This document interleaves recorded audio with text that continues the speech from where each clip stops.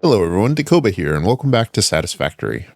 Previously, we set up a starter factory providing small quantities of plates, rods, screws, wire, cable, and concrete, as well as a more robust biomass power plant that should see us well into the next phase of the game. And today, our goal is to reach that phase of the game by sending off our first space elevator, so that in our very next episode, we can move into proper power production with coal. In order to do that, we have a number of things that we need to accomplish first. Now we're going to start by exploring for some crash drop pods in order to get a couple of hard drives containing valuable early game recipes. After that's done, we'll take a look at the MAM and at some tier 2 milestones to pick up any essential recipes or technologies that are going to help us with today's build. We'll then use those recipes to rebuild our starter factory into a proper base that we can be proud of. We'll finish up the episode by constructing the rest of the tier 2 production lines and sending away our space elevator. Let's get into it. Now, before we head out exploring, let's pop over to the MAM because there is a hard drive ready for us to look at. We'd found this while exploring in the first episode. It contains iron wire and inventory slots. Now, these are both fantastic choices. Iron wire is an S tier recipe, and inventory slots are tremendously valuable. We're going to be taking the inventory slots right now because the general rule of thumb for these hard drives is to take the recipe that solves a problem you have right now, and inventory is the biggest problem we have right now. Now, if we open our inventory, we can see we actually only got 3 inventory slots there, even though that said that it would give us 6. This is a little bit of a bug in Satisfactory, but it's not actually all that big of a deal. What the bug is that if you skip onboarding at the very beginning of the game, you actually start with 6 extra inventory slots. And that has the result that the first 6 inventory slots you get from expansions don't apply. So we had gotten 3 from the obstacle clearing milestone in our last episode, and we got 6 more there, but only effectively received 3 of them because the first 3 were sort of taken up by that bug. But moving forward at this point, any inventory expansions should work fine, and that shouldn't cause a problem for us. Now, for this exploration, we're just going to set out in a random direction. I happen to remember that there's this ravine here. I think there's a hard drive down in it at this end. So we're going to head on down there and let's go ahead and set up a ramp foundation that'll give us easy access down and back up. And we can select that, press R to go into the zoop build mode and just zoop that out all the way down to the ground. And if we don't make it all the way to the ground, we can build some more when we get to the bottom. Looks like there's a yellow power slug over here as well. So we'll pick that up on the way down.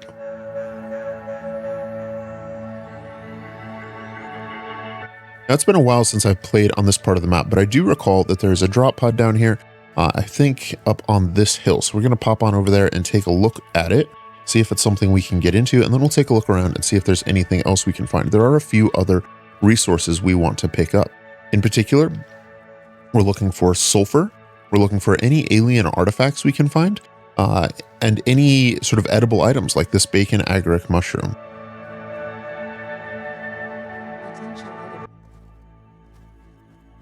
And I hear an alien artifact sound, which indicates we're close to something. Oh, and there's some barrel nuts over here. That's excellent. That's another useful item. So we have a spitter up here. Go ahead and... I find with spitters, the best thing to do is to just run in and get them. If you're in close enough range, they'll hit you once, and then they will leave you alone after that. They'll run away, and you can sort of chase them down.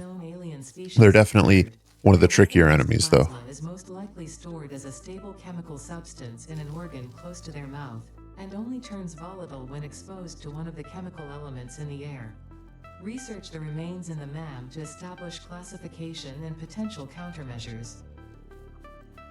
It looks like we have a drop pod here, and this one's going to require 60 megawatts of power. So we can set up a couple of biomass burners in order to provide that power. And there are enough leaves around here that we should have no trouble dropping some leaves, and we can throw some biomass, whatever we have, into the other one. And then connect power and connect to the drop pod. The drop pod operational, we can open it and grab our hard drive. Damaged hard drive successfully acquired. All pioneers are contractually obliged to preserve and secure any recovered hard drives for analysis in the MAM, which may result in benefits to the Fix-It mission. Speculation as to why there are crashed freighters in your Fix-It designated zone is discouraged as specified in your contract. All right, now one useful tip that you can do while exploring in Satisfactory is that if you find a hard drive, you can place it into the MAM while you are exploring and then dismantle that MAM, and that research will continue in the background. We'll get a notification when it's done and we can drop down the MAM and see what it is so that we can keep working through these hard drives as we go. Now, I still hear the sort of low hum of either a power slug or an alien artifact nearby. So we're going to poke around and look for it. I don't recall there being one out here. I don't see any power slugs. Another trick we can use when we're looking for something like this, and this is new in 1.1, is if we press P, we can go into photo mode and press R to decouple our camera. This is going to let us fly around a little bit and see, is there a power slug up on these trees or possibly inside this destructible rock there. It looks like down here we have some more quartz. Let's keep looking around. See, is there anything on these cliffs nearby? Looks like, oh, we have a cave down here. I had not noticed that. Let's poke our head in. Now this cave is pretty dark, but I do see a summer sloop in here. But let's go ahead and scout out for enemies. And because it's dark, it's kind of hard to see, but there's a trick we can do. And that's if we go into settings, we can head on over into the image settings and increase our exposure a bit if we want. That will increase the light level. That would actually mess up the photo mode if we were outside, so we'll leave that alone. The other thing we can do is go to our effect filter down here at the bottom and change that to outline mode.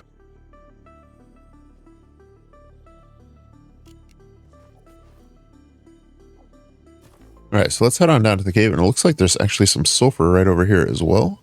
Let's pop on over and grab that real quick. No, I didn't see any enemies in the cave. That doesn't mean they aren't in there hiding somewhere, so we'll head in with caution. This non-metallic and multivalent element seems to be present only in a solid state and exhibits a most pungent smell. It is fortunate fix-it helmets are of such high quality. Research it in the MAM to establish classification and potential application. All right.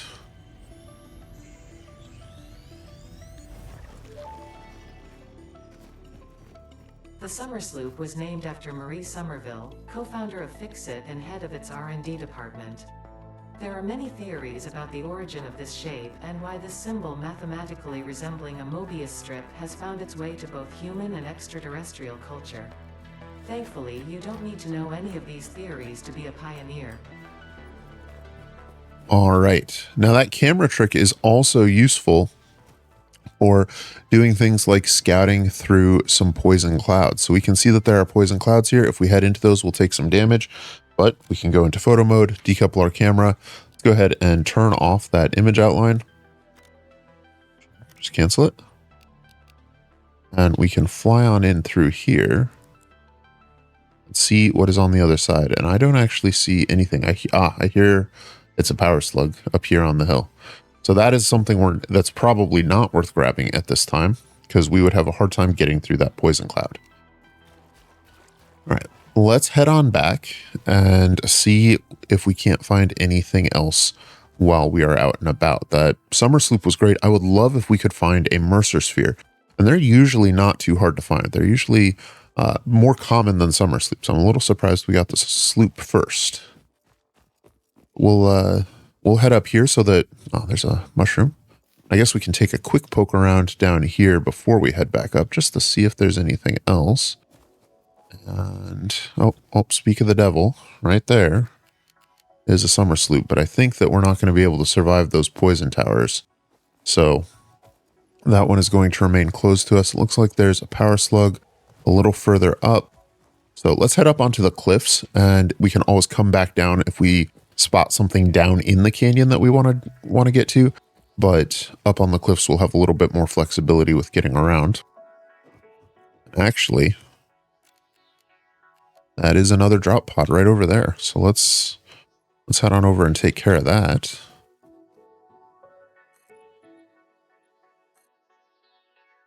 Oh, okay. We've got some spitters over here. All right, so there's a fun trick. These spitters will actually damage each other if they sort of throw a fireball and it hits one of their friends in the back, like that. And we can get them to take each other out completely if we're lucky. Although don't want to burn too much of our health doing that. So let's heal up a little bit. But they have done probably a significant amount of damage to each other already. Let's see if we can get that one. Yeah. All right, let's see what we can do here.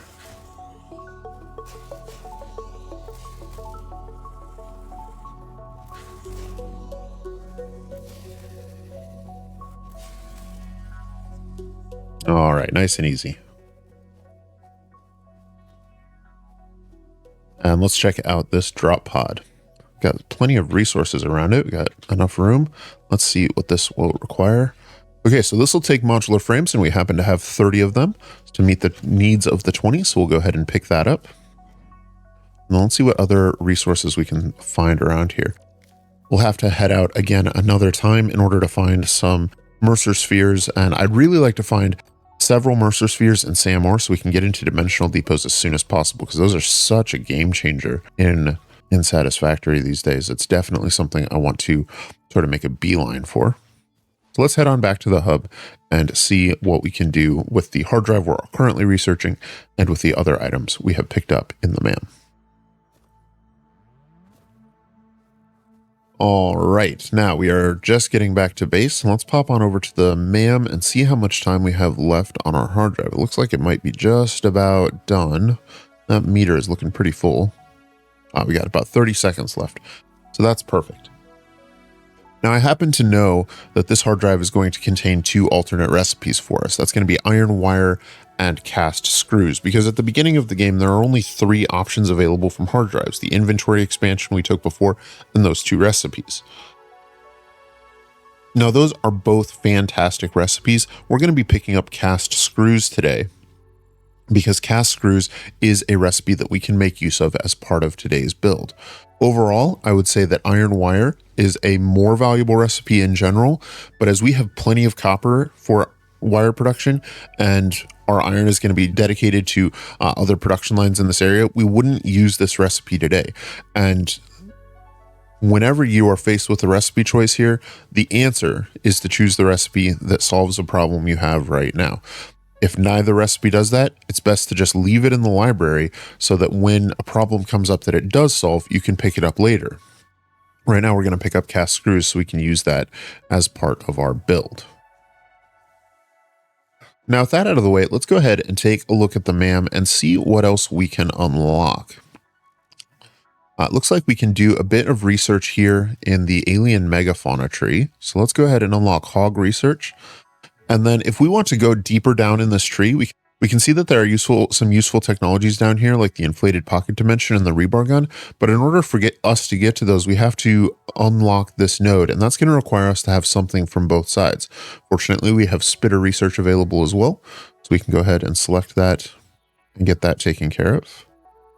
And then that will give us the bioorganic properties of protein. So we can take the other remains we have, craft them into protein, and then with this research, that'll let us take that protein and turn it into biomass if we want for use in our power plant or into alien DNA capsules, either for further research or for tickets in the awesome shop. Let's go ahead and craft up some protein. Now we can take that protein back on over here and unlock the bioorganic properties, and that will open up further down in the tree. All right, so it looks like the inflated pocket dimension is one I definitely want to pick up, and that's going to require 1,000 cabling. Let's head on over and see if we have that. In addition to being used for research, the invaluable alien lifeform data in these capsules can be traded for fixed coupons at the Awesome Sink. We guarantee the best capsule to coupon exchange rate anywhere on this planet. All right, we have enough cabling from our constructor over there that we should be able to get some more inventory slots, and that is going to be helpful for us.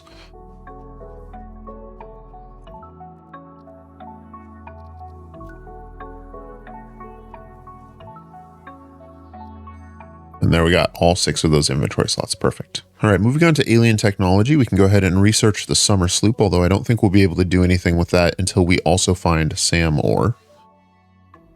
And then in Caterium, the first node will unlock Caterium scanning. Now we happen to find a Caterium vein in our last episode, just to the north of our location. So we'll be able to go mine that quickly if we want to work through this tree. In particular, I think the zip line will be useful for us. So that's something we'll probably do either later today or in our next episode. We're going to skip over the nutrients for now. We could unlock the sort of first tier of nutrients, which would allow us to use them in the object scanner. But I tend not to make use of the object scanner, especially for things like this. So that's not very useful. And I happen to know that everything else is going to require steel for us to use. Power slugs is a place I do want to do some work though. And this is really the one that is probably most critical for today. Now, I mentioned in our last episode that when you find blue power slugs, you want to find 2 of them as fast as you can. The reason for that is you can use one to unlock the recipe for crafting power shards. And then if you have a power shard, and you only need one of them, although we have 2, then you can go back in and research overclocking. Now, overclocking will also unlock underclocking, and ultimately this will allow us to change the clock speed of our buildings. This is huge for making an efficient factory. In fact, it's sort of the critical thing for making a factory power efficient. Now, overclocking and underclocking are sort of the essential tool for making your factories more efficient. And as an example of that, if we come up here to one of our miners, this miner is sitting on a pure node, which means it's extracting 120 resources per minute. Now, our belt speed, our maximum belt speed right now is only 60 items per minute, which means we are wasting 60 items per minute that we're mining but can't move. So we can underclock this by changing either the target production rate or the clock speed. We can set that to 50, or we can change the target production rate. Now, when I do this, watch what happens to the power consumption. It dropped from 5 to 2. Which means that even though we have reduced our production by 50%, we've reduced our power drop by 60%. So this is a huge savings and will let us, if we apply it evenly across our structures and across our production lines, will allow us to produce a huge amount of additional resources and save a ton of power. So we'll be able to stretch our power supply even further. Now, power shards themselves are used for overclocking. So if we place a power shard into the machine, we can turn the production rate up above its base clock speed, and that'll give us 180 items per minute. Now, obviously we can't move that here, but this is going to be essential particularly for resource gathering nodes, things like miners on mining nodes or oil extractors, because those are limited. Those are the limiting factor in how big you can build your factory. There's a fixed number of uranium nodes, and if you're building a big nuclear plant, you'll want to overclock all of them to 250% speed to maximize the amount you can draw out of the map. Let's go ahead and set this back to 50% and then head on over to the hub and take a look at some tier 2 milestones. All right, if we head on over to the hub, we can see that there are 4 additional milestones left in tier 2. And there are 2 of them in particular that we want to take care of. That's going to be part assembly and logistics Mark II. Those are going to be the most valuable. So let's go ahead and select part assembly and see if we can't load the things we need to into it. Yes. Be able to send that away. Now, in early access, there was a trick, and I'm not sure if it still works. We'll go ahead and test it out, where if you could load in the items from multiple milestones and send them off together. So let's go ahead and also select Logistics Mark II and see if we can't load that one in as well. Looks like this one we're going to need some more iron plates for. So let's pop on over and grab some. Oh, and it looks like I may have accidentally deleted a belt line for our iron plate constructors. Let's go ahead and pick up the iron plates out of this machine so that can start producing again and reconnect that belt line. And with those iron plates in hand, we can come back on over to the hub and plug in this milestone. Now we're going to want to send off part assembly first because we want access to the assembler. So if we can't send them both, we'll want this one first. So let's set that away. And then if we reopen the hub, okay, we are not able to send both milestones. So we'll need to wait for our drop pod to return before we can send off the next one. That'll take about 6 minutes.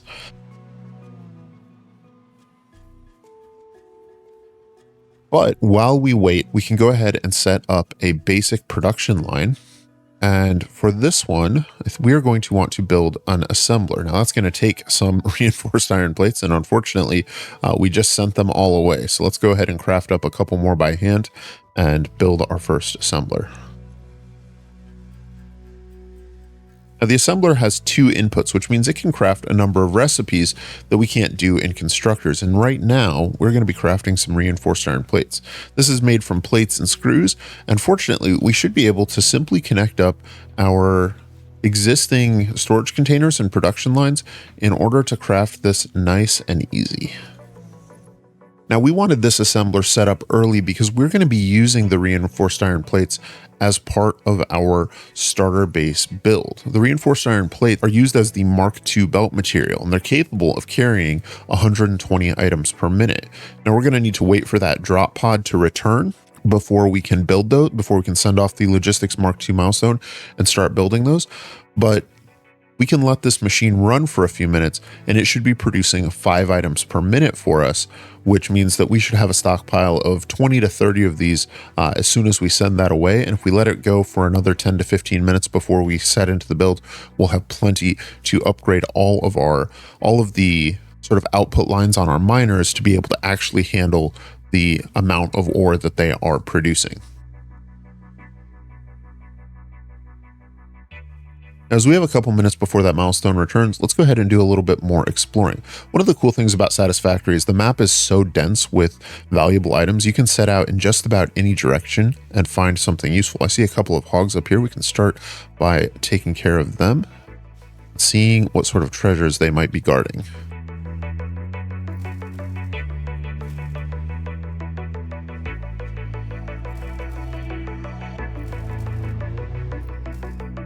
Flip through the miner there a little bit.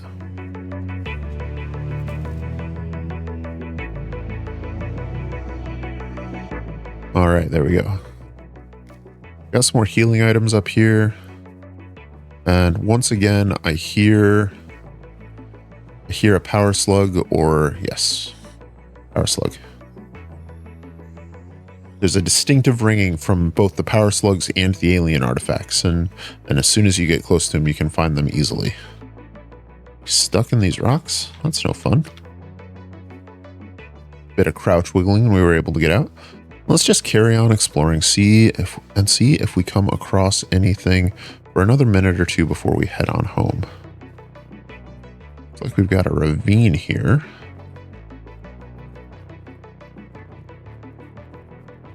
Looks like we might have a quartz node out there. There's several quartz clusters. Usually when you see 3 or 4 of a cluster type all in one spot, that means that there's a vein nearby.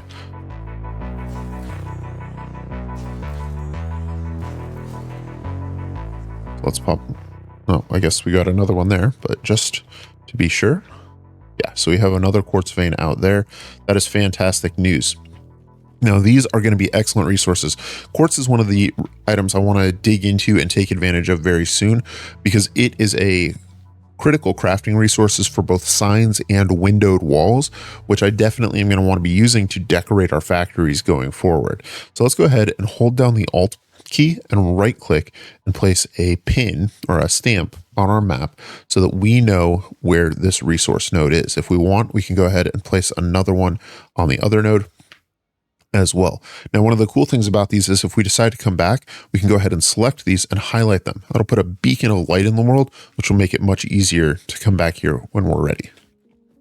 All right, and just climbing out of that ravine, I see a Mercer sphere up here. So that is excellent. That is one of the other items I was hoping to find today. So let's head up here and take a look. Looks like this one's guarded by a couple of hogs. Let's go ahead and take care of them.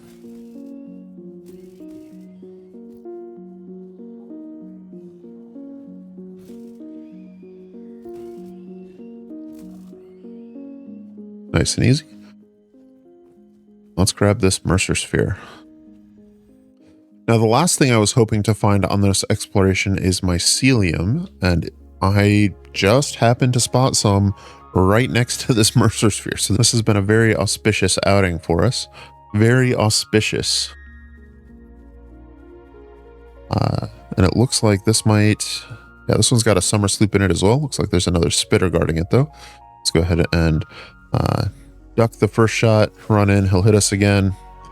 Then he'll try to run away and we can chase him down and grab those spitter remains and come up here and grab this summer sloop.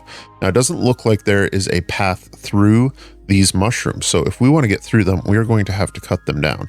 Fortunately, we have unlocked the obstacle clearing milestone, which means we have a chainsaw. This is going to take a few additional resources though. reinforced iron plates and screws. So let's go ahead and pop home and grab those items, and then we'll come back for these mushrooms because I definitely want these mushrooms.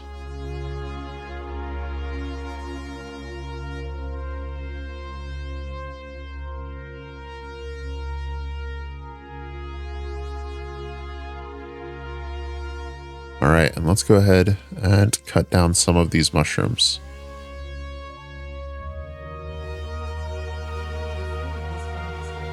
Does not seem to show much potential for use. However, its mycelial network is worth further investigation. Research it in the lab to establish classification and potential application. All right, and with that, we have also reached the Great Canyon, which is one of the sort of landmarks of the northern part of the map. I happen to know that it is a very treacherous place. There's lots of high-level enemies down there, or mid to high level. There's also lots of treasures down there, and we can, if we zoom in, we can see a drop pod there that's just sort of sitting in the middle of an open field. That is definitely an indication that there are going to be some monsters there. There's also a Mercer sphere right there, though, so it might be something worth taking a look at. Now, it looks like there's another drop pod much closer, though. It looks like that one has some poison flowers around it, so we're going to leave that for now, but we will once again go ahead and place a pin on it, and we will go ahead and put a question mark there indicating that it is a drop pod. We can also do the same for the drop pod down there. And then that way, when we are ready to go hard drive hunting, we'll know that those are both places to investigate. If we wanted, though, we could even place a new map marker at those pin locations and say, drop pod, poison others. Just like that. And that way we'll know what's there and be able to come prepared in order to find it. All right, let's head on back to base and see how we're doing on our reinforced iron plates and get this other milestone sent away. All right, back here at the hub, we can drop off the biomass we gathered while we were out. Let's pop on over and send off our logistics Mark II milestone.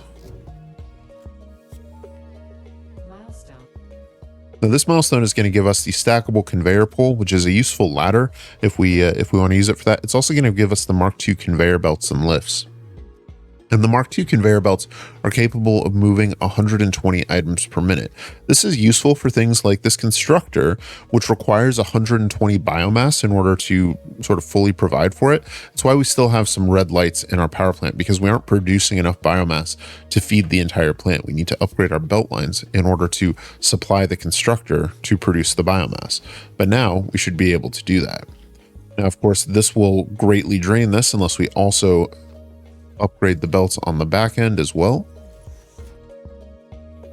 But with those belts upgraded, we should now be producing a great deal more biomass and a great deal more solid biofuel. Instead of having gaps in our solid biofuel line, it should now be a constant stream, which will much more quickly sort of backfill all of our biomass burners and eliminate these red lights and expand our power potential a bit more, all the way up to 450 megawatts of power. Now, with those tier 2 milestones out of the way, I think it is time for us to finally tear down all of this spaghetti and rebuild a proper starter base. Let's get into it.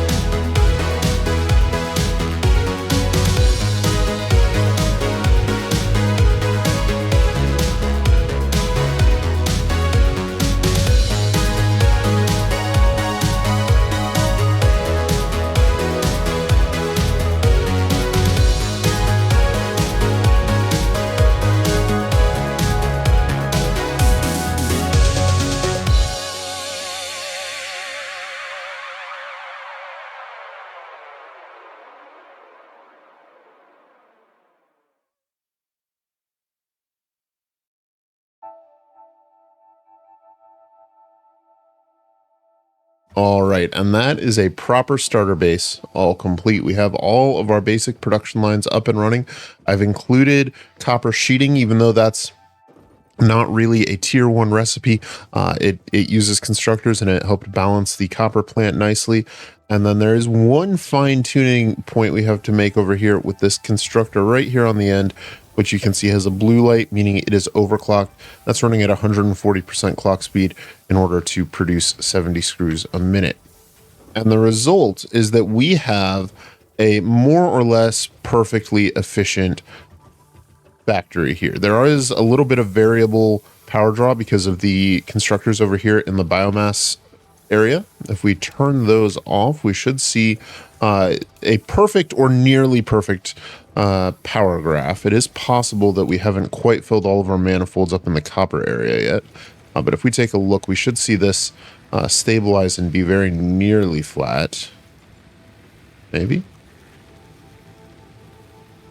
Okay, so it looks like there are 2 machines that are still waiting to fill. So I would guess that those are going to be the machines at the back of the 2 wire constructors at the very end of the copper manifold, because it will take quite a while just because of the volume of machines we have to fill to have the excess ingots in order to fill that.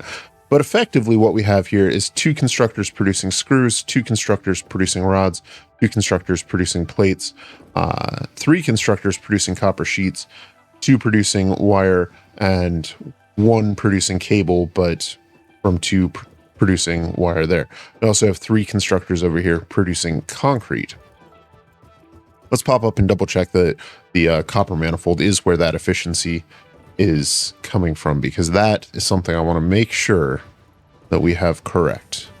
Now, I choose to use manifolds most of the time because I find them to be more aesthetically pleasing, and I don't mind waiting for things to fine tune. So yeah, it looks like these 2 constructors right here are the ones that are flickering off occasionally, and it's because there's a shortage of copper ingots to them.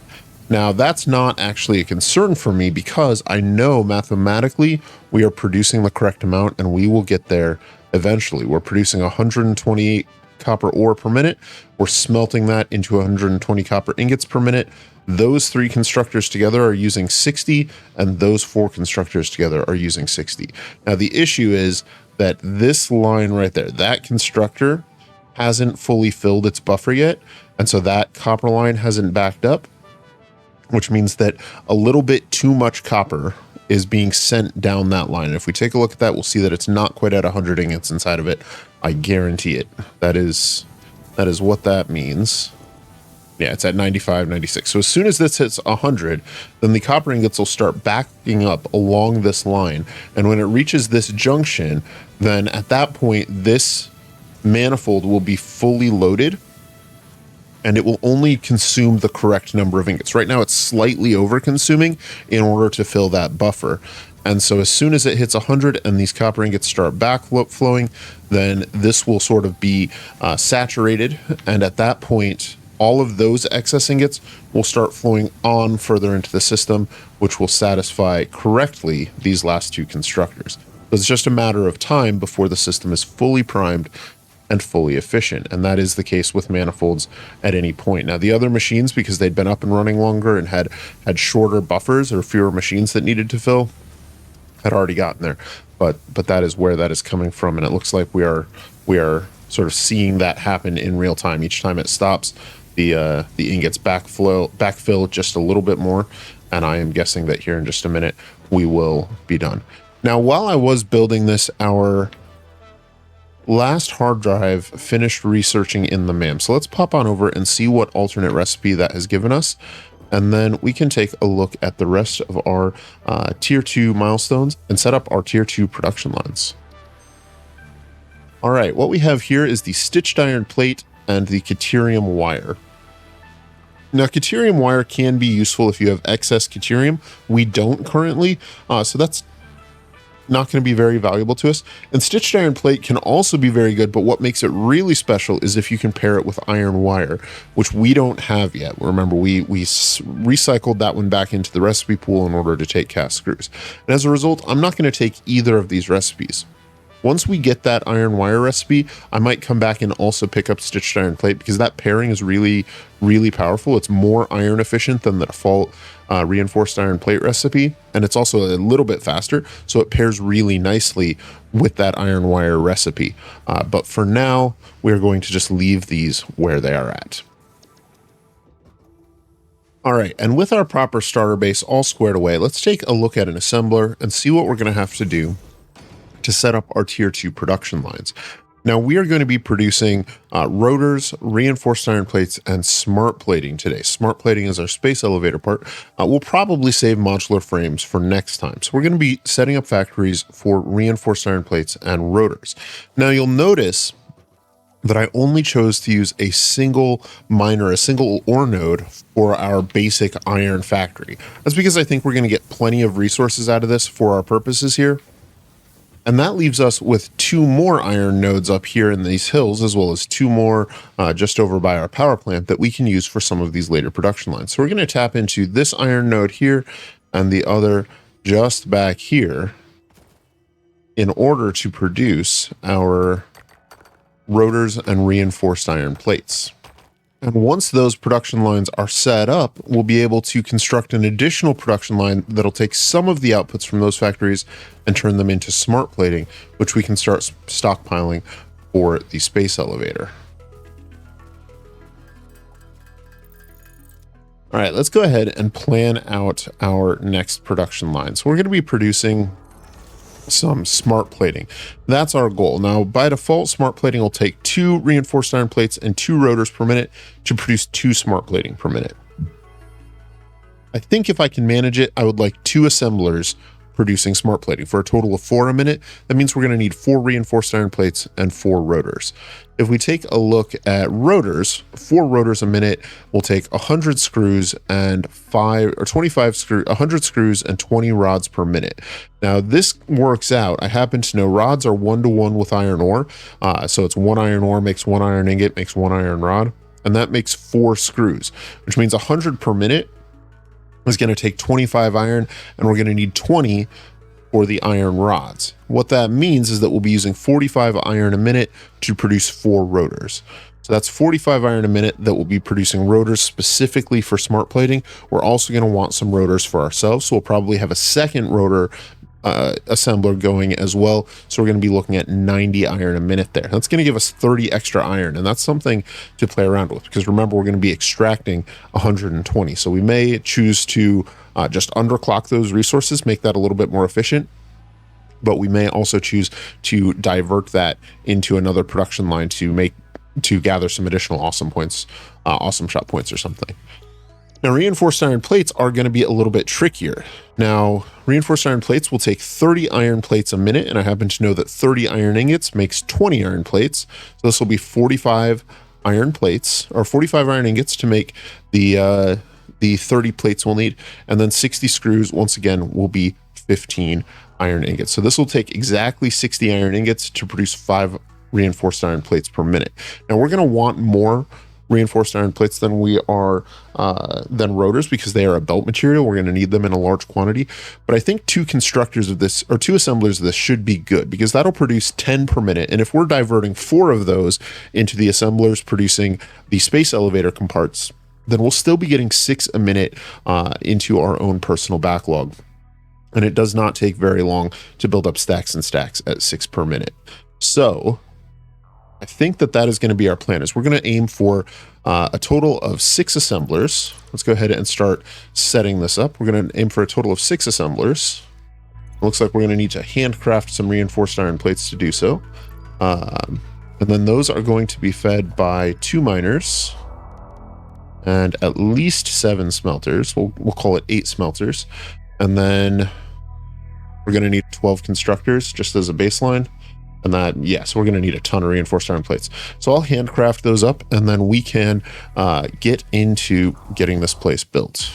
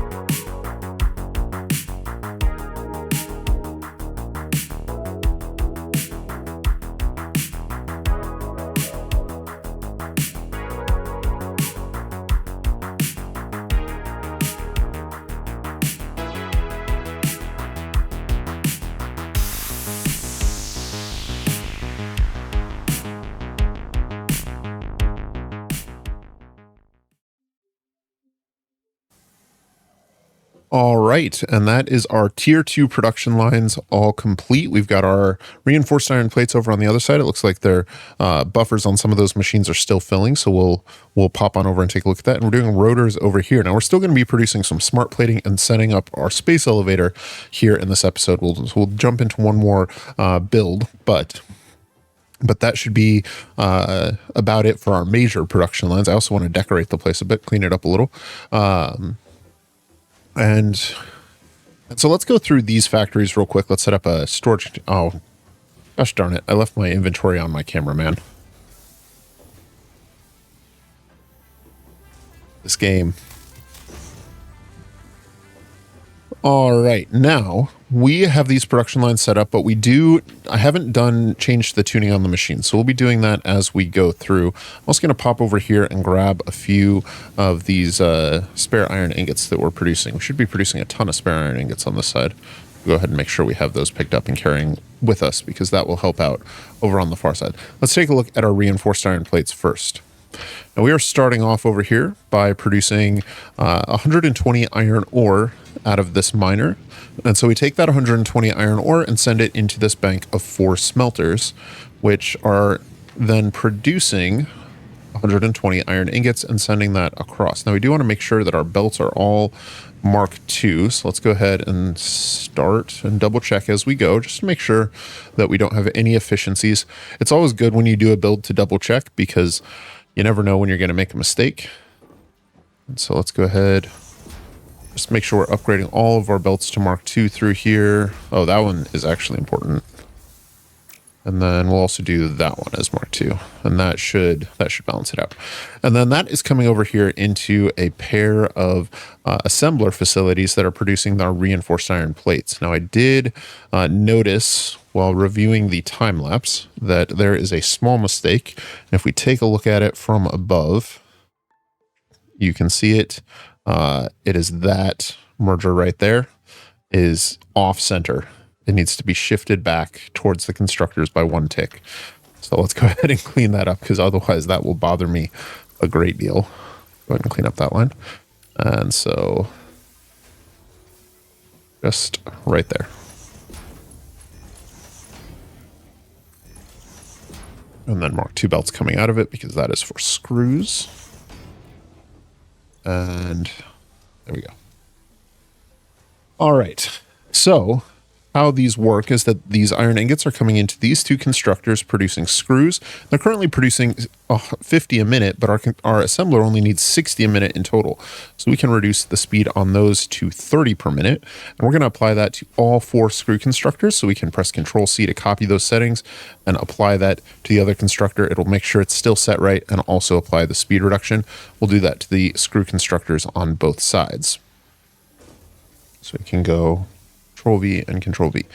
Now the other 4 constructors are producing iron plates, and our assemblers will need 30 iron plates per minute, and each constructor is currently producing 20.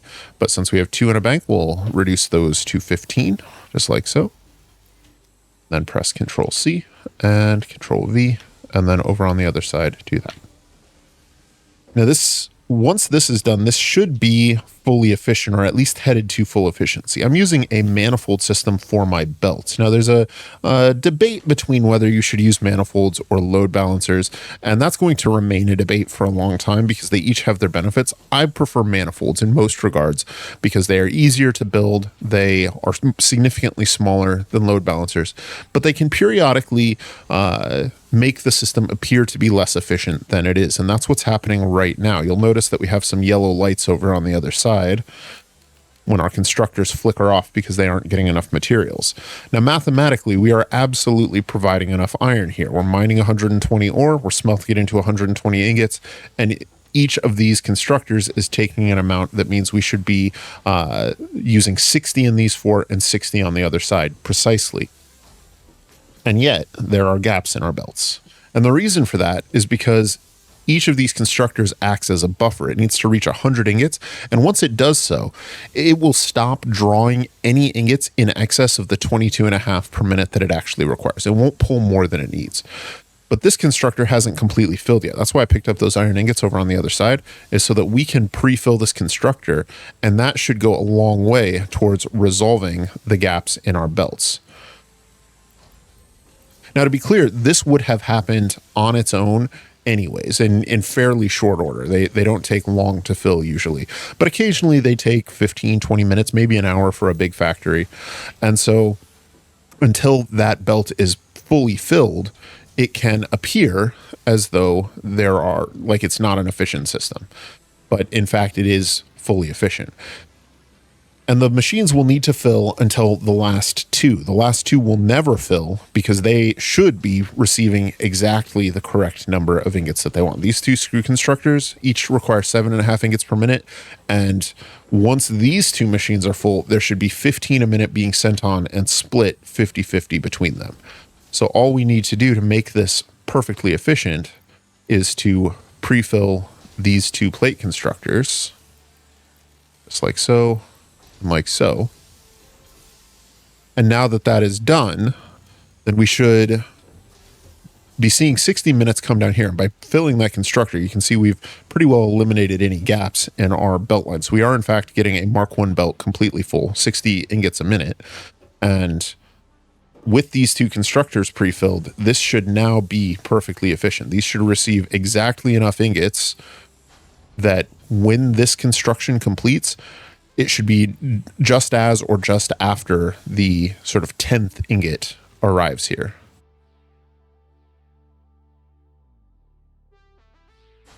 And there you go. So that rate of flow will carry on and will continue for the rest of eternity, as long as these machines have power and are getting all this stuff. So these machines should now be 100% efficient. And over time, the efficiency rate on this machine should catch up, because this should also be completing just as we receive enough iron plates to build the next one. So we should never have a time where this light turns off or this machine turns off. And so again, that buffering period would have happened even if I had not manually pre-filled those machines. It just would have taken a little while, because until it happened, these last two machines would not be getting enough iron, and that excess iron would be filling those buffers. Once they're full, then the distribution is correct. And that is sort of the downside of manifolds, is they appear to be inefficient at first, but once they catch up, they are perfectly efficient. That can cause some issues with things like power plants, where the last generators in a line won't necessarily turn on right when you think they should.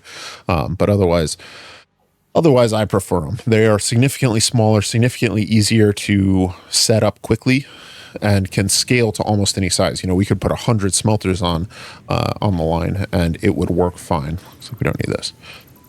So that's our reinforced iron plate factory all squared away, and it has been running. Let's pop on over and see how long it's been going for. We know that it's producing about 10 plates per minute, a little less than that, and we are up to 140. So it's been running for about 15 minutes. I actually pulled about 100 out of there as well for use in the rotor factory. Over here on this side, we have our rotor factory, and we don't have a ladder up, so we'll set up a couple of storage containers over here, because storage containers have a ladder on the side. So that is a quick shortcut. and we're getting plenty of rotors. Now I did notice that this side is also not symmetrical. When I was building the other side here, this whole half of the rotor factory actually needs to be torn down and rebuilt. So I'll do that here in a minute. But if we again go into our photo mode, we can see that the thing that's going to be the hardest to fix is that these constructors are one tick closer to the center belt than these constructors. They also extend their belts forward out by an extra foundation, an extra 8 meters. So I'm going to have to tear that down and rebuild it, but I will do that off camera because you've already seen me build this factory once, and I think that's enough. But we are doing the same thing over here, and they're similar to on the other side. There are some inefficiencies we want to resolve. Now, we're not using the full 120 ingots that we are mining here, so we can go ahead and clean that up by reducing the clock speed on this miner to 90. And then that also means that we don't need 4 smelters, which is what we're currently producing. That's why, by the way, I pulled the iron out of this side, is because I knew we were overproducing iron and we would get that back quickly. But with us only mining 90 iron ingots, we don't need 4 smelters at 30 each, so we can go ahead and simply turn one of these off. We could also delete it and reclaim those materials if we wanted.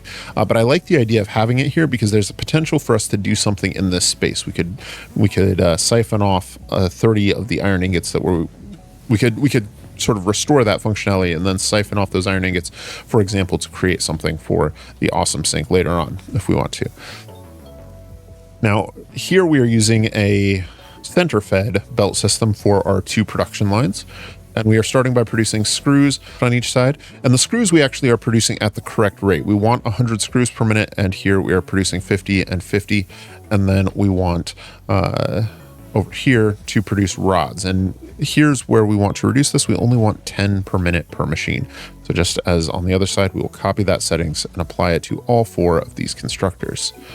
I have noticed a couple of issues on the side as well. First of all, we're transporting 100 screws per minute, but we have a Mark 1 belt right there. So we are only getting 60 through there. So we can correct that pretty easily, and that'll clean up those gaps. That should be producing at precisely 100 a minute now. And then over on the other side, we have one of the great foes of this, and that is ever since they put in soft clearance in update 5, you can place a splitter or merger that appears to be attached to a belt but isn't. And so we need to clean this up as well, because these iron rods are not going to be going anywhere because this merger is not attached to this belt. If we delete this, then you can see it's not there. In fact, we actually need to tear down this whole belt line, because the reason it didn't attach was because there was a conveyor pull there. And so what we can do there is rebuild this merger. And actually, let's just go ahead and rebuild it in the correct place, since we're going to be rebuilding this whole side anyways, and just use Mark II conveyor belts for the whole thing. Feed that in right there. So that should clean that up now.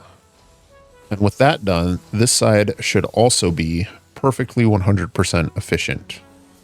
Now, while filming, I also noticed a couple of other inefficiencies, and these matter because one of the things that is really nice is that if you solve all of these inefficiencies, then you can get a perfectly level power grid, and that is my goal. That is one thing I really want to do here. And later on in the game, you will introduce things that have variable power draw, that don't always pull the same amount of power. Trains, for example, only use power when they're driving uphill, and when they're driving downhill, they'll supply power, which means that not only are you going to see variable power draw, you'll see variable power production because of the regenerative braking.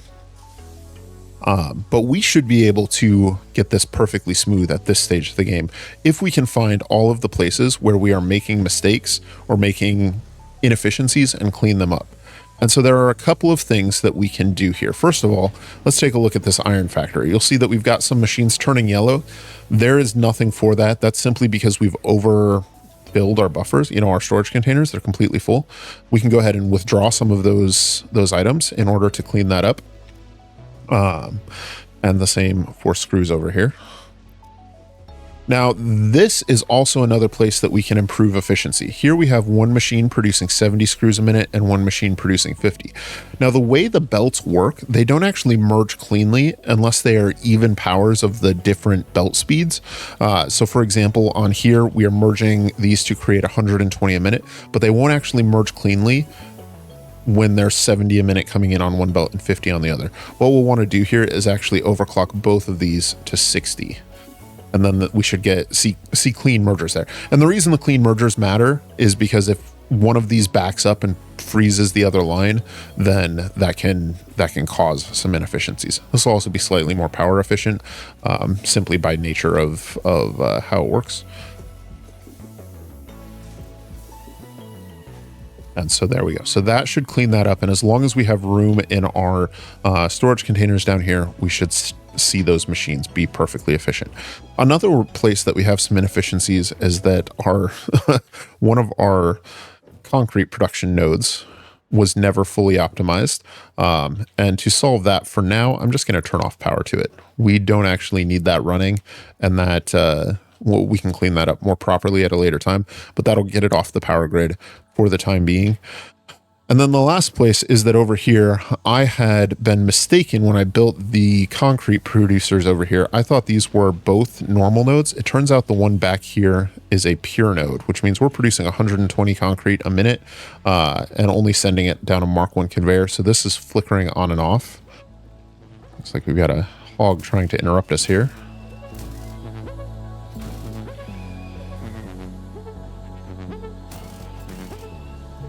These things keep respawning, and I don't understand why. But I'll take it. That's free biomass. But the easiest way to resolve this is probably to simply replace this belt and delete this miner. We can always come back in and rebuild this later. So with all of that done, we should be pretty close to a pure level power grid. And we still see a little bit of flickering, and I'm not entirely sure why. So I'm going to have to track that down because we should be just about as close as we can be. Our power plant can provide variable power, but it's not producing at the moment. All right. Now, I did some looking, and it has turned out that this machine had not fully filled its buffer. And so that was the issue there. But I resolved that, and you can see that that has fixed our power graph. We've got a perfectly level line, and it is remaining so. So that is good news. We have a 100% efficient factory here, and I love it.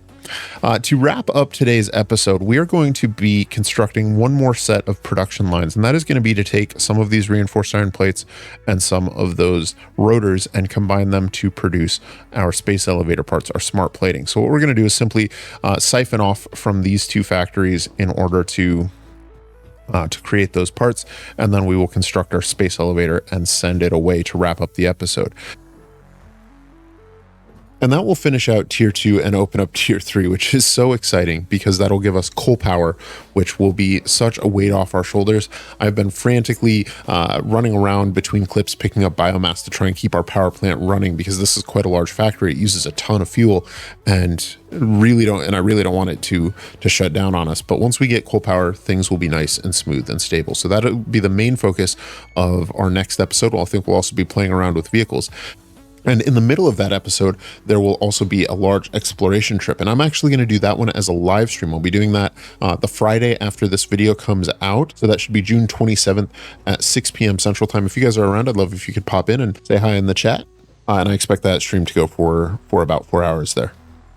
I think we are going to jump into a time lapse to redecorate this place and set up this final construction line and send off our space elevator. And so that is where we will leave it for today. I would like to thank you guys again for taking a few minutes out of your day to spend with me here in the world of Satisfactory. I hope you have enjoyed this episode. I hope it's made your day a little bit better. And if you have, I'd love if you could leave a like and subscribe if you want to see more. My name is Dakoba, and as always, I hope you have an efficient day. I will see you soon.